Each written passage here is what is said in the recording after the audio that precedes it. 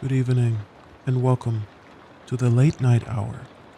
I'm Visage, and you're tuning into my late night show, where the night is ours to explore. Whether you're winding down or just getting started, I'm here to keep you company in the stillness of the dark. Tonight, I have an intriguing story to share, one that weaves tension and mystery, or leaves you curious about what lurks in the shadows. If you have a story of your own, send it my way, and I'll read it for you. So settle in, dim the lights, and let's venture into the enchanting unknown together.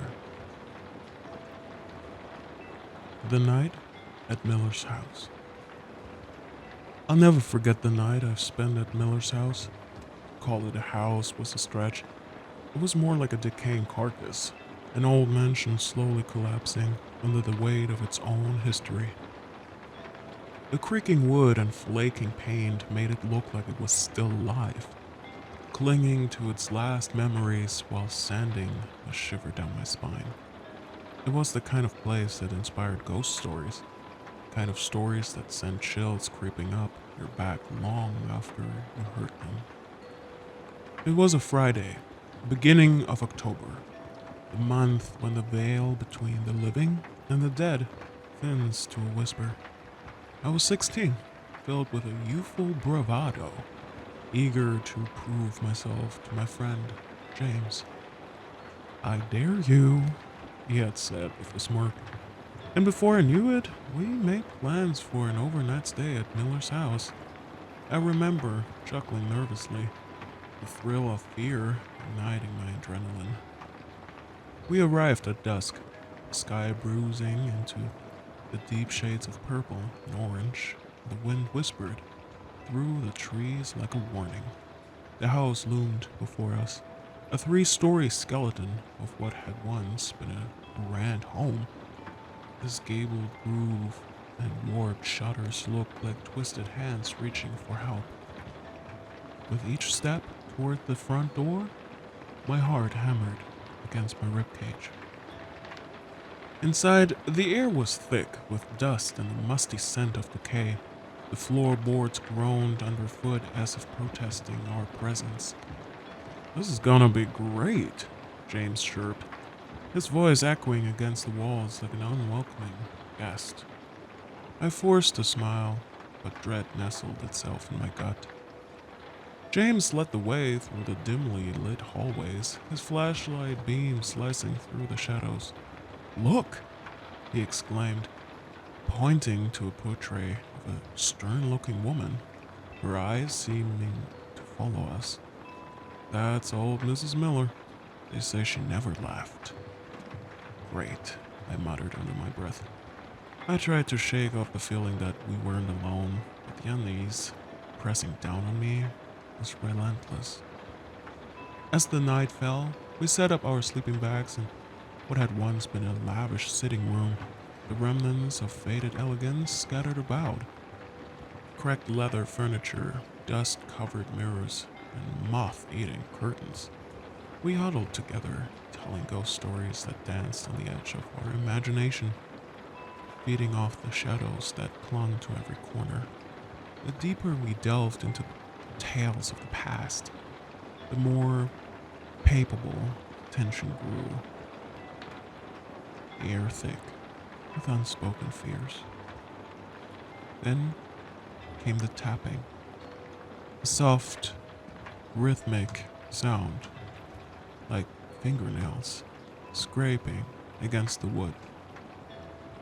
I stopped mid-sentence, my heart lurching. "Did you hear that?" I asked, glancing around. James laughed, though it sounded forced. "It's just the house settling," he said, but his bravado didn't hide the flicker of fear in his eyes. But the tapping grew louder, echoing through the silence. It wasn't just settling, it was something else, something alive. My skin prickled as I turned to the source of the noise. The old staircase spiraled upward, cloaked in shadow. "I'll check it out," I said, surprising myself with my own courage or stupidity. I climbed the stairs, each creak underfoot seeming to mock me, as if the house itself was trying to keep me away. The air grew colder as I reached the landing. I shone my flashlight down the dark hallway, revealing more portraits, their eyes like hollow pits. Then I saw her, the woman from the portrait, her figure silhouetted against a cracked window. My breath hitched in my throat. She stood motionless, her features indistinguishable in the shadows. Hey, what are you doing up there? James called from below, his voice breaking the spell. The figure vanished, leaving only the lingering chill in the air. I thought I saw something, I stammered, but when I looked back, it was nothing, just darkness, thick and suffocating. As I returned to James, I couldn't shake the feeling of being watched. The air was charged, humming with energy. The atmosphere shifted, as if the house was alive and breathing, aware of our intrusion. We settled down again, laughter turning to nervous giggles as the hours passed. Eventually, exhaustion claimed us. I drifted into a restless sleep, my dreams haunted by figures and whispers, warnings. At some point, I woke to the sound of laughter. A child's laugh, high-pitched and joyful. Cutting through the stillness, I blinked, confusion clouding my mind, and for a moment I thought I was still dreaming. James? I whispered, but no response came. The laughter rang out again, more insistent this time, echoing from the hallway. With a surge of adrenaline, I crawled out of my sleeping bag and crept toward the door. The flashlight beam quivered in my hand, the darkness swallowing the light whole as I stepped into the hallway. The sound led me to the staircase again, and I found myself ascending, each step a battle against my instincts telling me to turn back. The laughter louder as I reached the top, drawing me toward the back of the house. I pushed open the door and stepped into what had once been a nursery. The moonlight filtered through the grime-covered window, illuminating the room. Dust floated lazily in the air, and I felt the hair on the back of my neck stand up. Then I saw it. A child. A little girl. Tangled hair and wide, innocent eyes. Sat on the floor, playing with a broken doll. She looked up at me. Her expression, one of pure joy. Want to play? She asked, her voice sweet, yet chilling. I took a step back, my heart racing. Where are your parents? I managed to croak out, the words tasting sour on my tongue. But her smile widened, and she tilted her head as considering my question. They're not here, she said, and suddenly the room felt colder, shadows crawling closer. They never come back. Panic surged through me, and I turned to run, my feet pounding against the wooden floor. I barreled down the stairs, nearly tripping in my haste, and burst into the sitting room. We need to leave, I shouted, but the room was empty. The sleeping bags were neatly folded as if James had never been there. I was alone in the house, the laughter echoing in my ears, rising to a chilling sound. I raced to the front door, yanking on the knob, but it wouldn't budge.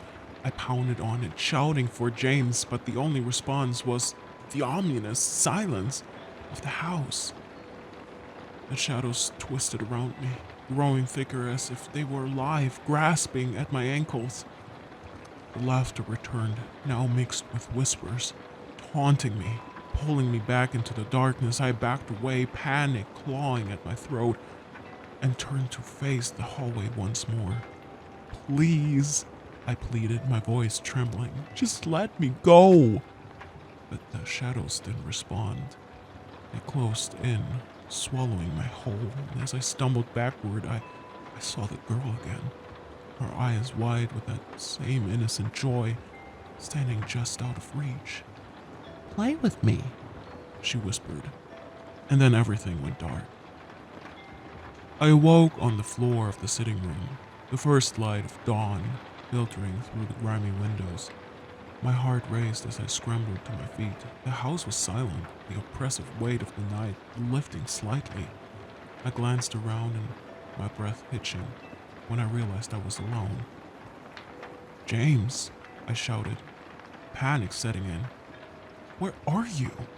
I dashed through the house, the walls echoing my voice, but there was no response, only emptiness. I stumbled upon the front door, the knob finally turning as I flung it open and stumbled out into the morning light. The fresh air hit me like a wave, but the shadows of Miller's house loomed behind me, a grand reminder of the night's horrors.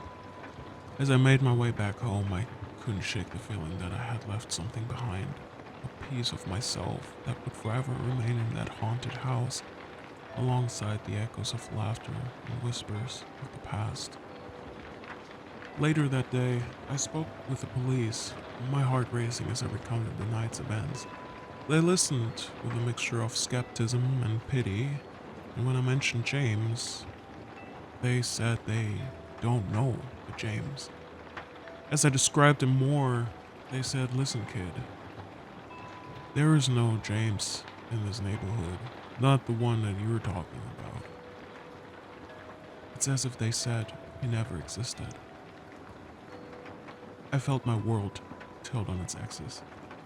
I lost my friend that night, and as I stood there, the weight of my grief settled heavily in my chest. I knew I would go back to that house one day to prove I'm not gone insane. I needed to uncover the truth hidden within those walls, to confront those shadows that claimed my friend, his existence, so that I can sleep at night at peace once more.